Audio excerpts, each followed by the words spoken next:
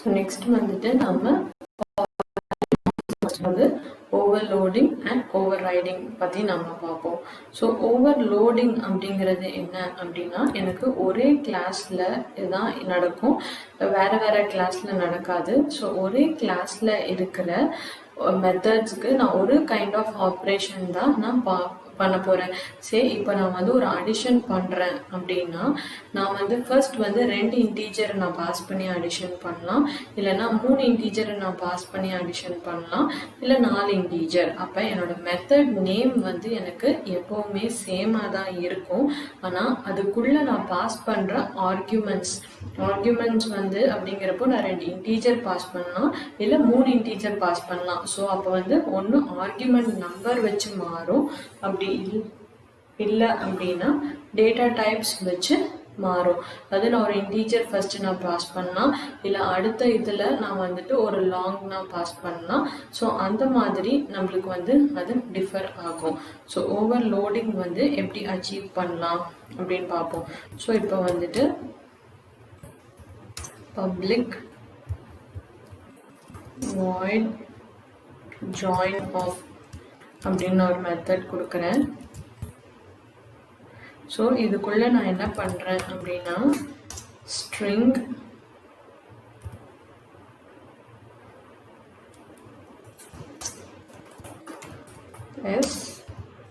s1 அதே மாதிரி இப்போ நான் வந்துட்டு இங்கே இன்னொரு மெத்தட் கொடுக்குறேன். ஸோ இப்போ அதாவது ரெண்டுமே வந்து எனக்கு இது வந்து பார்த்தோன்னா இது நம்மளுக்கு டூப்ளிகேட் மெத்தடுன்னு காட்டும். ஏன்னா ரெண்டுமே நான் ரெண்டுமே ஸ்ட்ரிங்காகவும் கொடுத்துருக்கேன், ஆர்குமெண்ட்டும் 2 இருக்கு. ஸோ இப்போ நான் இது வந்து இங்கே நான் இன்னொரு ஸ்ட்ரிங் நான் கொடுத்தேன் அப்படின்னா, ஸோ இப்போ எனக்கு இது வந்து எரர் அடிக்காது. ஸோ இப்போ இங்கே நான் என்ன பண்ணுறேன்னா, ஒரு ஆப்ஜெக்ட் கிரியேட் பண்ணுறேன்.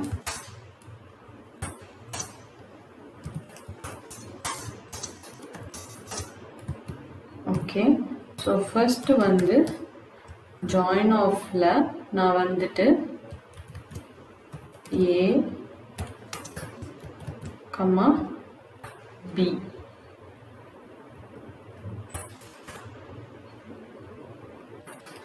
load.join off ஓகேங்களா. ஸோ அடுத்த மெத்தட்ல so A, B, C. So இப்போ நம்ம இங்கே என்ன பண்ணுவோம்னா,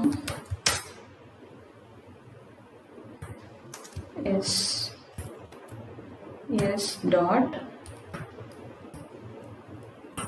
concat of s1.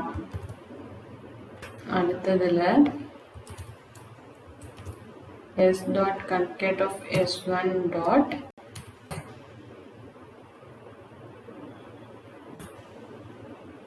concat of s2. So இப்போ இது நம்மளுக்கு எப்படி டிஸ்பிளே ஆகுதுன்னு பார்ப்போம்.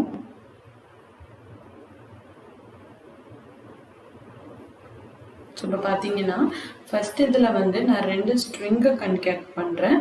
ஸோ செகண்ட் இதில் வந்துட்டு நான் வந்து 3 ஸ்ட்ரிங்கை நான் வந்துட்டு கன்கேட்டினேஷன் பண்ணுறேன். இதுதான் ஓவர்லோடிங். அதாவது ஐதர் வந்து நம்பர் ஆஃப் ஆர்குமெண்ட்ஸில் மாறணும், இல்லைன்னா number of data types. So இப்படி தான் வந்துட்டு நாம் வந்துட்டு ஓவர்லோடிங் கான்செப்ட் வந்து அச்சீவ் பண்ணுவோம். அதாவது ஒரு கிளாஸ்க்குள்ளே தான் என்னோட கான்செப்ட் வந்து இருக்கும். ஆனால் ஓவர் ரைடிங் அப்படின்னு நம்ம பார்த்தோம் அப்படின்னா அங்கே வந்து ஒரு பேரண்ட் அண்ட் சைல்டு ரிலேஷன்ஷிப் இருக்கணும். ஸோ நெக்ஸ்ட் வந்து ஓவர் ரைடிங் வந்து என்ன அப்படிங்கிறத நம்ம பார்ப்போம்.